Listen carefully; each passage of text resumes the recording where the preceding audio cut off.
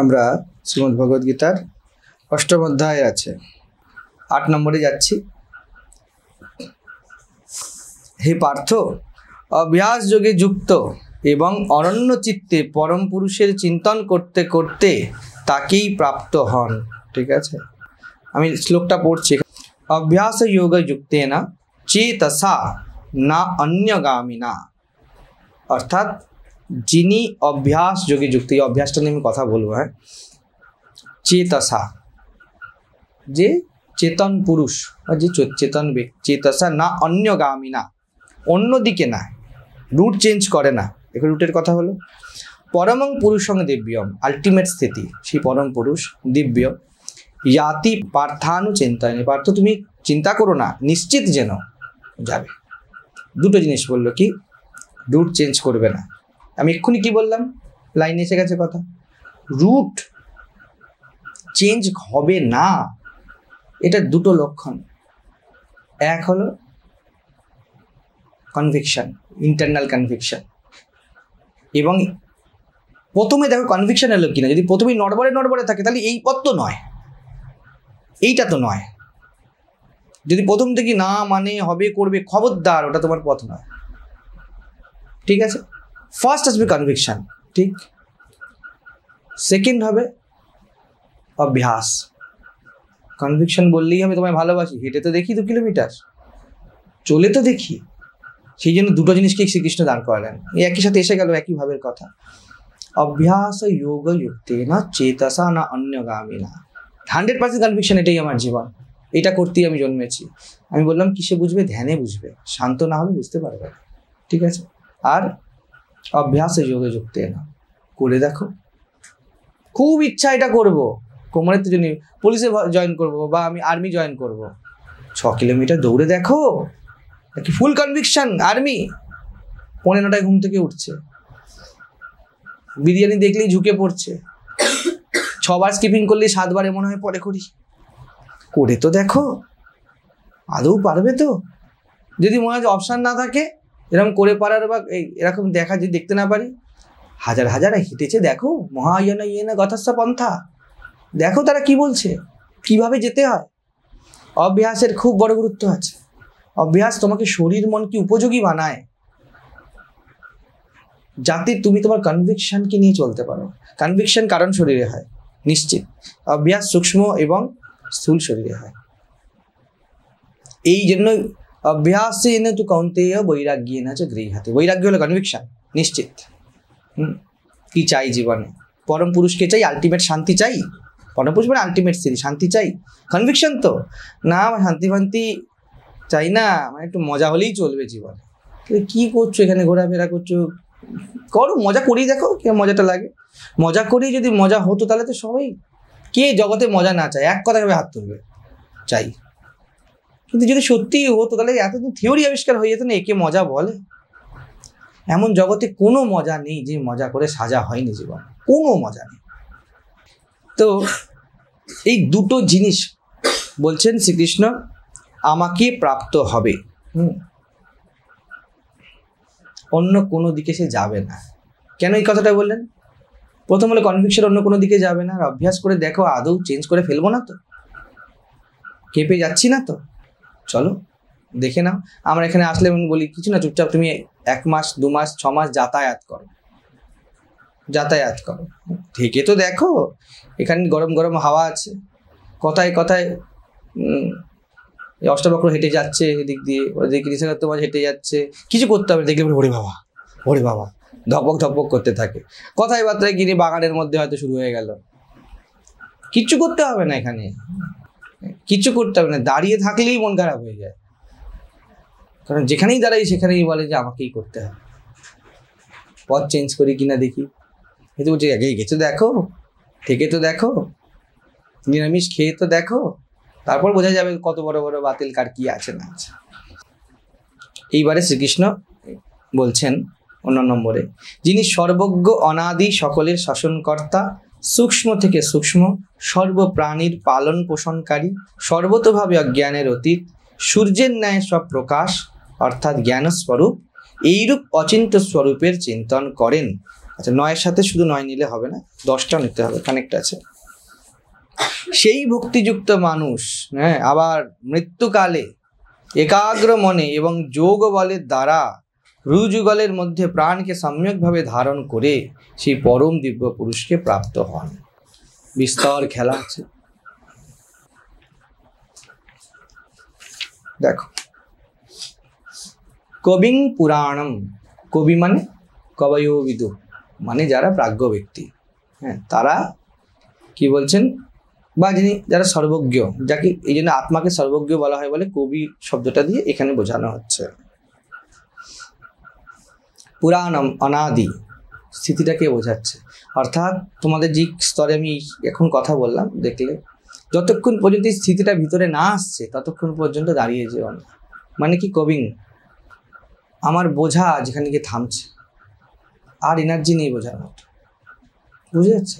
এই দেখো যে বোঝার পরে এনার্জি আছে, এখনো প্রশ্ন বাকি আছে, তাহলে কিন্তু এগোতে হবে, ওটাকে পেন্ডিং রেখো না, ঠিক আছে? আর পেন্ডিং রেখো না মানে কি, যেখানে যতদূর পারো যাও, আর কবে যাবে? এই সময় তো যাবে, যখন যে স্তরেই হোক যার।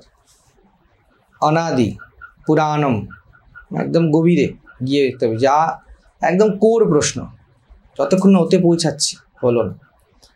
সকলের শাসনকর্তা, ঠিক আছে? অর্থাৎ তোমার ভিতরে যেই জায়গাটা আছে অন্তঃকরণে, যে সকলের শাসনকর্তা মানে যাকে দিয়ে তুমি সব কিছু দেখো, এইভাবে ধরো, যাকে দিয়ে তুমি সব কিছুকে দেখো, ওইখানে পৌঁছাও। যে বলছে এটা ভালো, এটা মন্দ, এটা ঠিক, এটা ভুল, ওকে খুঁড়তে খুঁড়তে খুঁড়তে খুঁড়তে যাও, কে বলছে, কে বলছে। কারণ কালকে ভালো তো আজকে ভালো মনে হচ্ছে না, ঠিক আছে? নিশ্চিত এটা কিছু আছে, নাহলে যদি না আমিই বলছি এটা ভালো এটা মন্দ, তাহলে এটা কনভিকশন ধরে থাকো, কালকে বদলিও না। আর যদি দেখো যে কালকে বদলে যাচ্ছে, তাহলে এই শাসনকর্তা নয়, শাসনকর্তা রুল বদলায় না, অর্ডার অর্ডার অর্ডার হয়ে গেল, পরিষ্কার বলে দিল।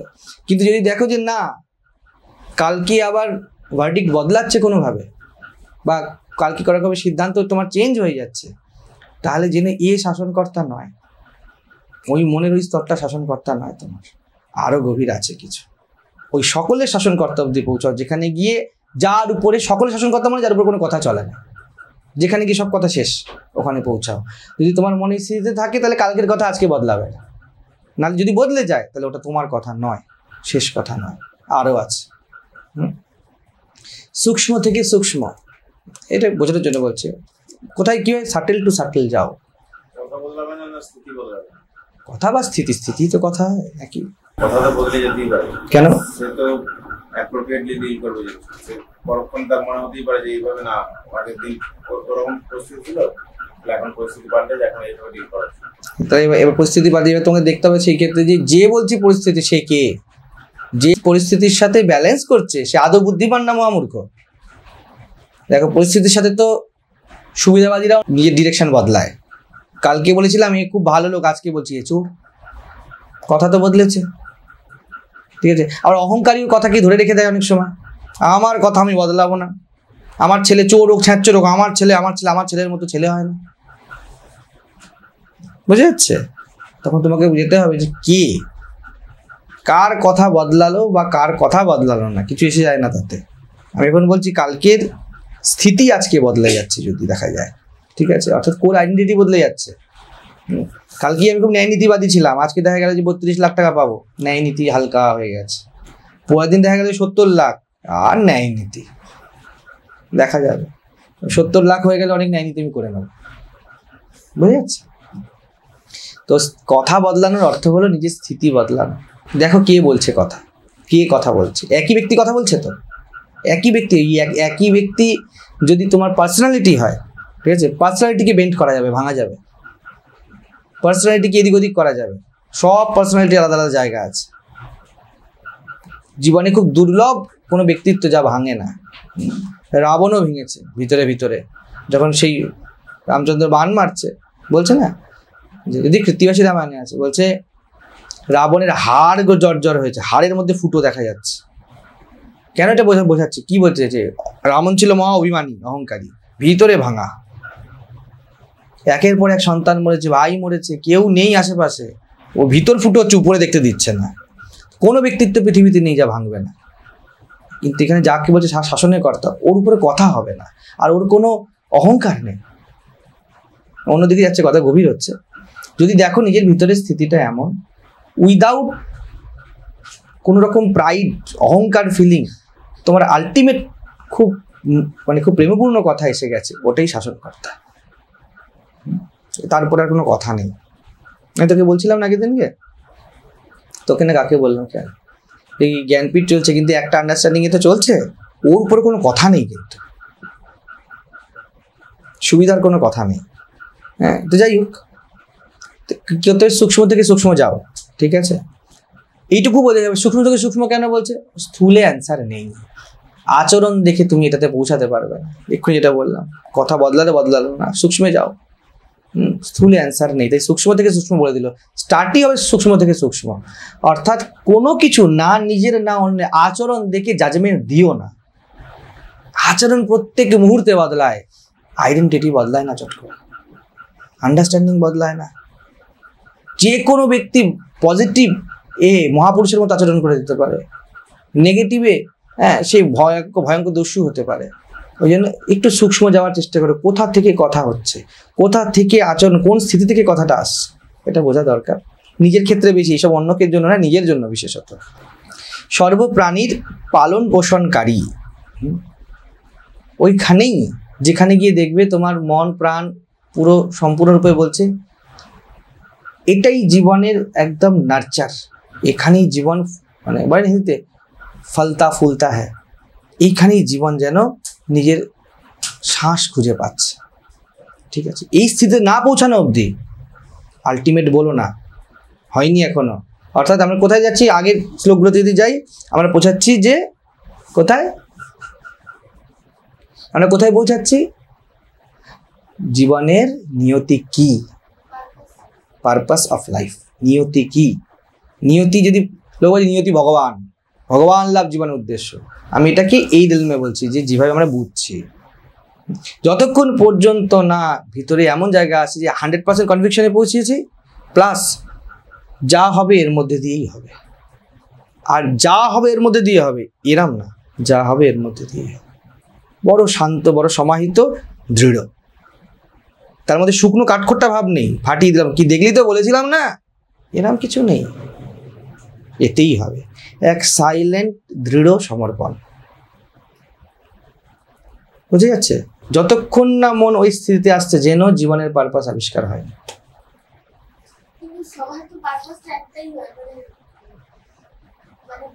ঠিক, সবার পারপাস একটাই হয়, কিন্তু যেন কোটির মধ্যে একজন পারপাসটা খুঁজে পায় একজন। ওই কোটির মধ্যে একজনের সাথে কৃষ্ণ কথা বলছেন, মানে সেনাবাহিনী কম ছিল না, একজনই ছিল যে শুনতে পারবে। বুঝে যাচ্ছে? আজও নদিয়ায় লীলা কলেন গোরা রায়, কোনো কোনো ভাগ্যবানে দেখিবারে পায়। আজও করছেন, মানে সেই ভাব এখনো আছে, কিন্তু কোনো কেউ অধিকারী দেখতে পাবে, নিজেকে তৈরি করতে হয়। তো জীবনে পারপাস সবার আছে, পিঁপড়েরও আছে, কোনো কোনো ভাগ্যবান আবিষ্কার করতে পারে। কৃষ্ণকে পাওয়ার অপশন সবার কাছে ছিল, ভীষ্ম কি পারতো না শান্তি প্রস্তাবের সময় কৃষ্ণের পক্ষে নিতে? শ্রীকৃষ্ণের ভীষ্ম তো বলতেই পারতেন, কৃষ্ণ যা বলছেন এটাই ঠিক, আমার ধনুক অন্তত পক্ষে শ্রীকৃষ্ণের সাথে থাকবে। সবাই জানতেন কৃষ্ণস্তু ভগবান স্বয়ং, ঠিক আছে, দ্রোণাচার্য জানতো না, আটকালো কোথায়? পয়সা নিয়ে, অত রকম সুবিধা নিয়ে গিয়ে রাজগুরু হয়েছেন। গরিব ছিলেন দ্রোণাচার্য, খুব টাকা পয়সা দিয়েছে, ছেলেকে মানুষ করিয়েছে। কারণ কি বলতো? কারণ তুইও ভগবান, মিনি একই বিষ, কেউটের বাচ্চাতেও আছে, কেউটেতেও আছে। কেউটের বাচ্চাকে অধিকার দিয়েছে তোমার মধ্যে আমার একই বিষ থাকবে, চিনতে পারো কিনা দেখো, এই আমার বাবা। ঠিক আছে, তো সবাই জানতো, ধৃতরাষ্ট্র কি জানতো না? একমাত্র চিন্তার কারণ তো কৃষ্ণ, সবাই জানতো, কিন্তু সিদ্ধান্ত কেউ নিতে পারেনি। পারপাস সবাই জানতো, করতে সবাই পারতো, কিন্তু ভাগ্যবানে কেউ কেউ। এই জন্যই তো এত দুর্লভ অর্জুন আর কৃষ্ণের জুটি, নরনারায়ণ দুর্লভ জুটি এরকম। আশ্চর্য বক্তা কুশলস্য লব্ধা, শুধু এরকম বক্তা কৃষ্ণের কথা চুপসে যেত যদি অর্জুনের মধ্যে কেউ না সামনে থাকতো। মোটিভেশন আসবে করতে কথা বলার। 6 জন এখানে বয়স্ক লোক বসে আছে, বয়স্কদেরকে মানে বয়স্ক মানসিকতার লোক বসে আছে, 6 জন পুরুষ 6 জন মহিলা, আমি কটা কথা বলতাম। তোমার এখন অন্যমনস্ক করে দাও, আমার কথা আস্তে আস্তে চুপসে যাবে। কেন বলবো, কার জন্য বলবো, বেরোবেই না। তোমরা অ্যাটেন্টিভ হয়ে যতক্ষণ শুনছো ততক্ষণই আমার বলা। এই কারণে এই দুয়ের যোগে হচ্ছে যা হচ্ছে, একই হবে না। একই হবে না, প্রেম একে হয় না। তো যাই হোক, তো বলছে সর্বতোভাবে অজ্ঞানের অতীত, কনভিকশন যতক্ষণ না আসছে সেই স্থিতি, নিয়তি কাকে বলে, তোমার পারপাস, হেজিনেস নেই। মানে আমি জানি না যে ডানের পরে বাঁয়ে যাবো, এরপরেই যাবো, এই হেজিনেসের কথা, এটা সবসময় হেজি থাকবে, সব সময় হেজি। তুমি 500 কোটি টাকা বিনিয়োগ করে দাও, তুমি হেজি থাকবে যে কালকে প্রফিট হবে কিনা, গ্যারান্টি কিচ্ছুতে নেই। তুমি যদি কারোর কথাই বলো, কেউ যদি বলে না না এখন সেন্সেক্স খুব হাই আছে, গ্রাফ উপর দিকে যাচ্ছে, তুই ইনভেস্ট কর না, হয়ে যাবে, তবুও তোমাকে ওর কথার উপর নির্ভর করলে একটুখানি দবুক করবে যদি কথা ফেল করে। তো ওই রকম কনভিকশন নয়। কনভিকশন হলো কি বলবো, এটা নিশ্চিত, এটা হবেই, এর কিছু করার নেই। কিছু শাশ্বত সিদ্ধান্ত আছে যার এদিক ওদিক হয় না। যেমন একটা সিদ্ধান্ত, কোনো বিদ্যা এমন নেই যাকে তুমি নিজেকে উৎসর্গ করেছো আর সে তোমাকে নিজের সামনে খুলে দেবে না। কোনো বিদ্যা নেই পৃথিবীতে, সে চুরি করা থেকে ব্রহ্মজ্ঞান অব্দি কোনো বিদ্যা এমন নেই যে বিদ্যাকে তুমি তোমার সর্বস্ব অর্পণ করবে অথচ সেই বিদ্যা তোমার সামনে রিভিল করবে না। এটা 100% কনভিকশন, হবেই হবে, হতেই হবে। সেই জন্য যেন যেটা পাওনি সেটা তুমি দাওনি, যতটা দিয়েছো অতটা পেয়েছো। সূর্যের ন্যায় সব প্রকাশ, কোনো সাপোর্ট চাই না, নিজেই জানবে, নিজেই বুঝতে পারবে। কোনো সাপোর্ট মানে গুরু কি, গুরু সাপোর্ট নয়। কিন্তু আমি আমাদের একজন একটা ছেলেকে বলছিলাম আগে, আমি বলছিলাম দেখ সব কিছুকে কেটে ফেলিস, কাগজে আঁকিবুকি কাটি আমরা, ঠিক আছে, ইরেজ করে ফেলি, পেন দিয়ে কাটছি লিখে ফেলি, কাগজটাকে কেটে ফেলিস না। কাগজটা যদি কেটে ফেলিস আর লেখার অপশন ট্রায়াল এররের জায়গায় বাঁচবে না। সেই জন্য বোঝাচ্ছিলাম যে গুরু তোকে নির্ভর করায় না, গুরু ঝোঁকায় না। গুরুই একমাত্র ব্যক্তি যে তোকে বলে তুমি ঝুঁকো না, তুমি পারবে। একে কেটে ফেললে আর কিছু রইল না, গোলমাল হয়ে গেল, সব কেটে ফেলবে। কিন্তু প্রেমকে কেটে ফেলো না, বাঁচবে কিসে? তো কেউ যদি গুরুকে বাদ দিয়ে দেয় বিপদ হয়ে যায়। গুরুতা বা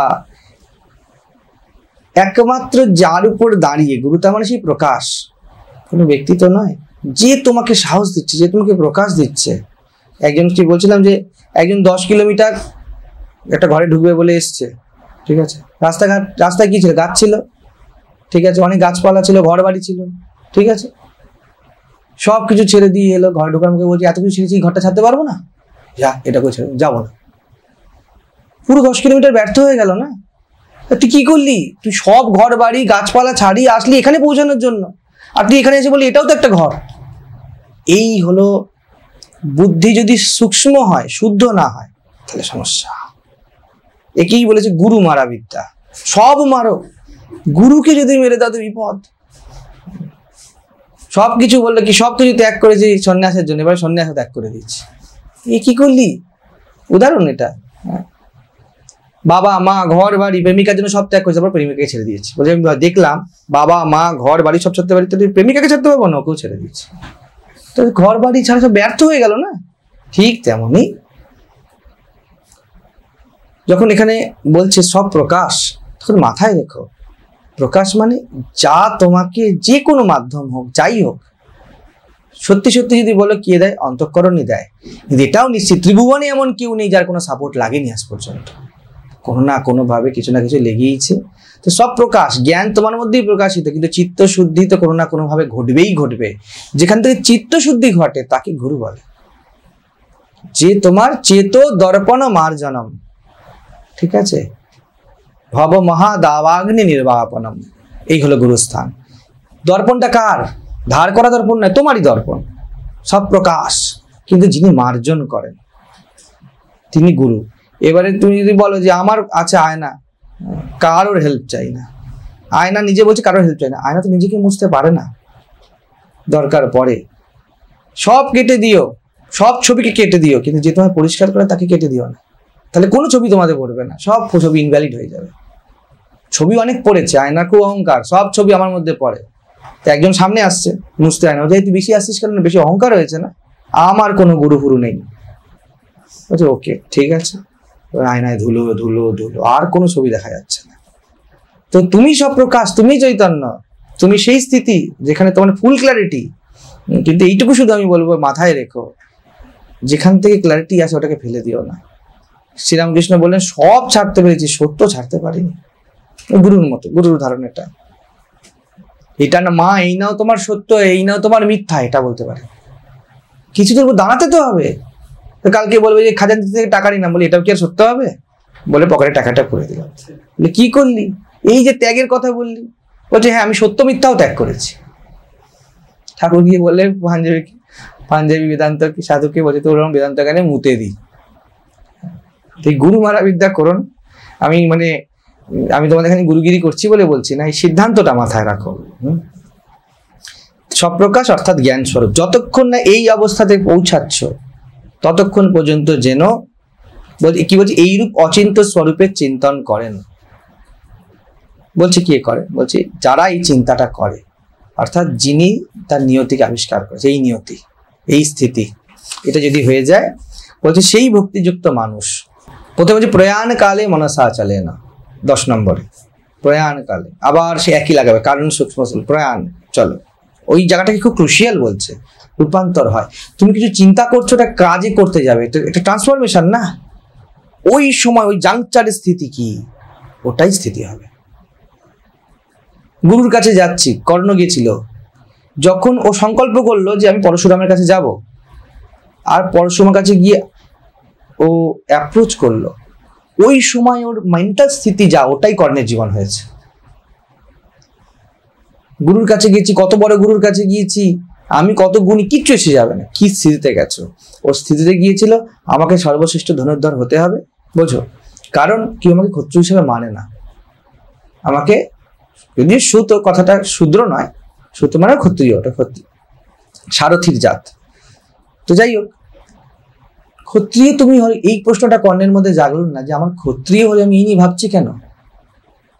ক্ষাত্র ধর্ম আমার থাকতে হবে।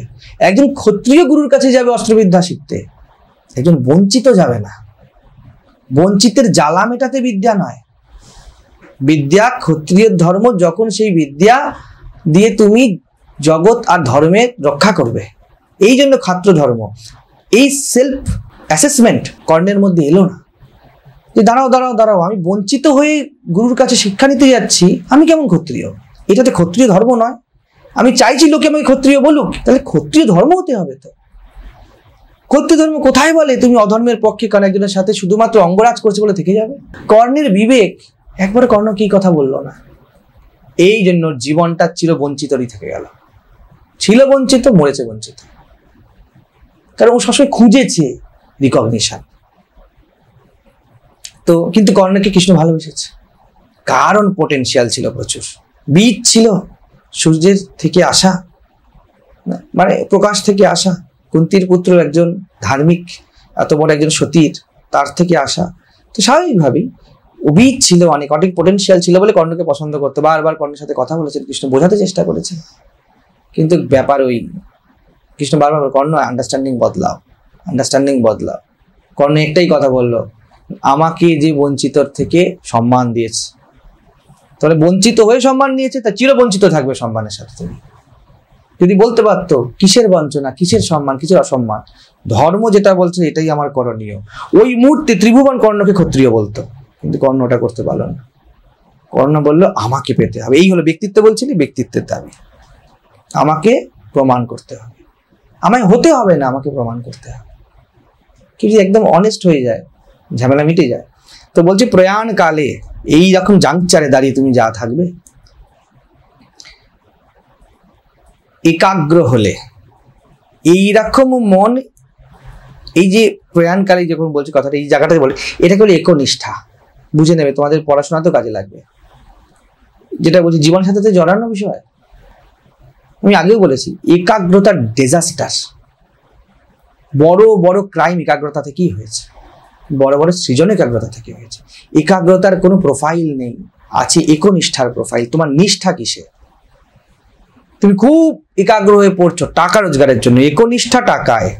তুমি সরস্বতীর সেবক নও, তুমি লক্ষ্মীর দাস। বুঝে যাচ্ছে? এই জায়গায় ফলে তোমাকে টাকা নিয়ে তোমার বিদ্যাকে কেনা যাবে।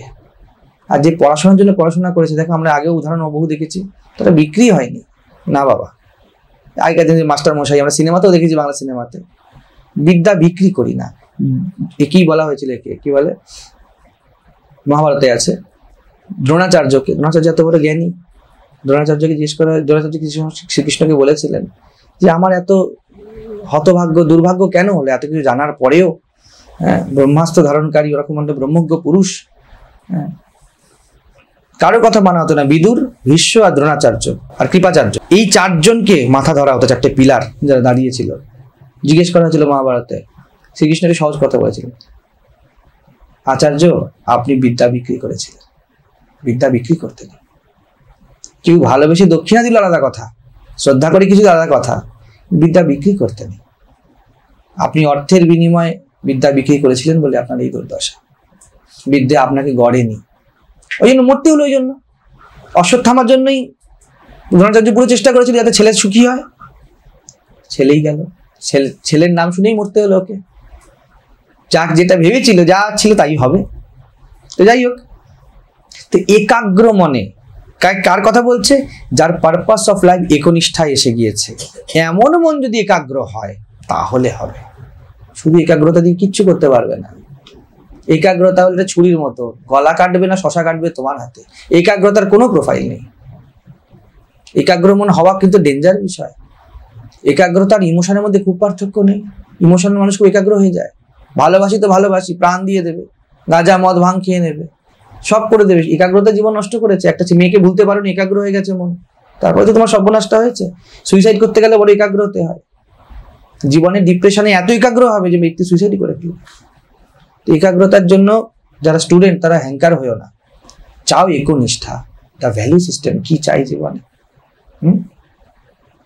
এবং যোগ বলের দ্বারা, যোগ মানেই ওয়াননেস, ঠিক আছে। যদি তোমার এই যোগ বল থাকে, যদি তোমার মধ্যে এই ওয়াননেসে পৌঁছানোর ইচ্ছা থাকে, আলটিমেট ওয়াননেসটা কিভাবে নেবে? পিসই ধরো, পিস চাই ভাই, লাফড়া চাই না। আমাদের সবার চাই, কিন্তু আমরা এত ক্ল্যারিটিতে যাই না নিজেদের সাথে যে এই পিসের জন্য আমার কি করণীয়। এই পিসের রাস্তাতে সুখের অনেকগুলো বাম্পার আছে, সবাই ওই বাম্পারে দাঁড়িয়ে যায়। পিস তৈরি গন্তব্য হয়, শান্তি গন্তব্য, ওইখানে চারদিকে দেখার মাইলস্টোন আছে, মাইলস্টোনের উপরে গল্প শুরু করে দিয়েছে, ভালো লাগছে, পাটা রিল্যাক্স হয়েছে। আরে রাস্তায় ঘর করার জন্য নয়, রাত হবে বাঘ বেরোবে ডান দিক থেকে বাঁ দিক থেকে। তুমি ভেবো না রিল্যাক্সেশনটা ফ্রি। রিল্যাক্সেশনটা এই জন্যই রাখা হয়েছে মহামায়ার, যে তুমি রিল্যাক্স করো আর সন্ধ্যা হোক, বেলা নাই, তো সেরকম অবস্থা। যত রিল্যাক্স করবে শান্তির পথে হেঁটে যেতে হয়। তো আমাদের সবাই, আমরা কেউ নেই যে এখানে যতজন শুনছো তোমরা যে শান্তি চাই না। তো ইকুয়েশন ক্লিয়ার করতে গিয়ে অনেকগুলো প্রোফাইল চলে আসে, এটা ওটা সেটা, আর আমরা আস্তে করে বসে পড়ি। তখন শ্রীকৃষ্ণ বলে স্মরণ রাখো পারপাস অফ লাইফ কি, এই রাস্তা অতিক্রম করতে হবে, জঙ্গলের মধ্যে দিয়ে রাস্তা। বোঝানোর জন্য বলছি, হ্যাঁ, জীবন কিন্তু জঙ্গলের মধ্যে দিয়ে নয়। যদি জঙ্গল কিছু থাকে তা তোমার আমাদের মান্যতা, আমাদের ব্যক্তিত্ব, আমাদের সমাজ, এই ছাড়া কোনো কিছু সমস্যা নেই জীবনে। এইসব লাফড়াগুলোকে নিয়েই আমাদের সমস্যা, ঠিক আছে। বলছি এইবারে বলছি ভ্রু যুগলের মধ্যে, যোগ বলের দ্বারা ভ্রু যুগলের মধ্যে। আমরা রাসলীলাতে গান করেছিলাম, ভ্রু যুগল অর্থাৎ এখানে আলটিমেট স্থিতি আর তুমি মিলে গেছো। এইখানে হলো ব্যক্তিত্বের বিলয়, মানে একটু নিয়তি। এখানে যোগের কথা বলছে। যদি তোমার নিয়তি হয়, তুমি ওর সাথে পুরো যোগযুক্ত হয়ে থাকবে, কোনো সংশয় নেই, কেউ আলাদা করতে পারবে না। যেমন দুটো হুরু জুড়ে থাকে এখানটায়, এর যেমন এটা মধ্যবিন্দু, ঠিক তেমন এইটা যদি তোমার পারপাস অফ লাইফ হয় আর এটা যদি তুমি হও, এই দুটো জুড়ে যাবে। আমি কি বললাম, দ্বন্দ্ব থাকবে না, ভেদ থাকবে না। এই জন্য এখানে আজ্ঞা চক্রের কথা বলে, দুটোই পাপড়ি, তুমি এবং তোমার প্রভু, তুমি আর তোমার পারপাস অফ লাইফ, তুমি আর পিস। যদি এটা জুড়ে যায় একবার, শ্রীকৃষ্ণ বলছেন এর মধ্যে প্রাণকে সম্যক ভাবে, প্রাণ মানে ধরে না ঊর্জা, যাবতীয় এফোর্ট, যাবতীয় কর্মপ্রয়াস, আমাদের জন্ম প্রাণী তো আমরা, ঠিক আছে, প্রাণী এই জন্য আমরা, যদি এর মধ্যে সবটা সমর্পিত হয়ে যায় তাহলে নিশ্চিতভাবে সেই পরম দিব্য পুরুষকে লাভ করবে। ইউ উইল গেট, কোনো চিন্তা নেই এতে। সবকিছু দেখো ঘুরে ফিরে কৃষ্ণ একই কথা বলছে। এই জন্য এই তোমাদের যে জীবনের সময়, এই সময়টাই এত কিছু ভাবার সুযোগ দিচ্ছে, জানো তো। তোমরা যদি, মানে আমি খারাপভাবে বলছি না, সবারই হতে পারে, সব রকম হতে পারে। এখন যদি অনেকগুলো এন্ট্যাঙ্গেলমেন্ট হতো, তোমরা এই যে চুপ করে আমাকে শুনছো, এই সুযোগটা জীবন দিত না। এখনো সুযোগ যৌবনে যেখানে তোমরা ভাবতে পারো। এরপরে কথার কথা বলছি, তুমি এটা চাকরি করে ফেলেছো, টোটালি এক্সস্ট, তুমি 8টার সময় ফিরেছো, 7:30টায় শুরু হয়েছে, তখনও কি তোমাকে 99 নেই যারা অনলাইন করছে? তখনও কি ট্রেন চলছে না? চলছে তো, দম আছে, শক্তি আছে, এনার্জি আছে। যত এগাচ্ছ, মনের সেই 3 দিন থেকে বস ঝাড় দিচ্ছে, ফাইলটা কমপ্লিট হয়নি, এই এতটা অ্যাটেনশন দিয়ে শুনতে পারবে? তখন কি কান নেই? তখন কি ফ্যানটা চলবে না? তখন কি মাইক নেই? সব আছে, তুমি নেই। যৌবনের শুরুতে যেখানে জীবন এখনো পর্যন্ত তোমাদেরকে সেই জায়গা দিচ্ছে, আমাদেরকে সেই জায়গা দিচ্ছে, আমাদেরকে শান্তভাবে শোনা। ভেবো না যে তোমাদের বাড়িতে বাবা মা কাকা জ্যাঠা আছে, কাউকে ছোট করে কথা বলছে, কিন্তু এটাও ঠিক কথা, এই কাউকে তারা করতে পারবে না, বিভিন্ন ভাবে আটকানো আছে। ঠাকুর বলতেন একটা স্ক্রু কাটলে কি হবে, এই সেতুর 1000টা দিয়ে বাঁধা আছে। তোমার শরীর এতদিন ধরে যে সংস্কারটা করেছে, সেই সংস্কারের ধকল, বিলিফ সিস্টেম স্ট্রং হয়েছে বয়স বাড়তে বাড়তে। ওদের টাটকা এখনো বলছে না ছাদ ঢালাই হয়নি, ওদের ছাদ ঢালাই হয়ে গেছে, ওর উপর দ্বিতীয় ঘর উঠে গেছে, 2টো ছেলে আছে। এইটা ভাবলেও এটাকে অ্যাকসেপ্ট করার জন্য, সব বুঝতেও পারলো, তোমরাও বুঝতে পারলে, একে অ্যাকসেপ্ট করার জন্য যেই জায়গাটা দরকার, তোমার জীবনটা সাজিয়েছে ওর বিপরীতে, পুরো ভয় উঠবে বেশি। একে অ্যাকসেপ্ট করতে গেলে কি দেখা যাচ্ছে, যে এই যতগুলো ক্রাইটেরিয়া হলো, হয়তো দেখা যাবে আর 10 বছর পর তোমাদের মিলবে না, ভিতর থেকে ভয় উঠবে, যা বলছে একদম ঠিক বলছে, কিন্তু এইটা কি যদি অ্যাকসেপ্ট করি তাহলে আমার জীবনে খুব ঝামেলা হয়ে যাবে। তখন ভিতর থেকে ন্যাচারাল ডিনায়াল আসবে, ডিনায়াল মোড। না না না না, ঠিক আছে, সব ওই তত্ত্ব কথাই ঠিক আছে, আর পকেটে 40,000 করে ঢুকছে, ওর একটা মহিমা নেই? ওই টাকার গরম ভাবের একটা মহিমা আছে। প্রত্যেক পুরুষ 1 থেকে 10 অবধি, তারিখ অবধি মাসের মহাপুরুষ হয়। যত তার 21 যেতে থাকে, 20, 21, 22 কাপুরুষ হয়। তো এটা জগতের নিয়ম। আর প্রত্যেক মহিলা প্রথমে খুব সেবা পরায়ণা হয়, হাতে কচি কচি টাকা এসছে, আর শেষের দিকে রুদ্রমূর্তি হয়, টাকা কোথায়? তাহলে কি হলো? প্রত্যেক পুরুষ 1 তারিখ থেকে 10 তারিখ অবধি মহাপুরুষ, আর প্রত্যেক স্ত্রী 1 তারিখ থেকে 10 তারিখ অবধি সেবা পরায়ণা। কার মহিমা? জয় মা লক্ষ্মী। প্রত্যেক পুরুষ 20 পরে কাপুরুষ, আর প্রত্যেক স্ত্রী শেষে রণচণ্ডী। বাজার নেই, তেল নেই, এই নেই, সেই নেই। কার মহিমা? জয় মা লক্ষ্মী। এইগুলো এখনো তোমাদের মাথায় কার গেছে জানি না, এখনো সময় আছে, এগুলো চাপে নি, এগুলো সব এক্সেস বার্ডেন। এইগুলো নিয়ে যখন এই একই কথা শুনবে, বুঝতেও পারবে, স্বীকার করতে পারবে না, বড় কঠিন হয়ে যাবে স্বীকার করা। এই জন্য যৌবনের প্রারম্ভেই বেসিক জিনিসটা বুঝে নাও, সব করো, কোনো অসুবিধা নেই। ঠিক আছে, থাক আজকে এতটা।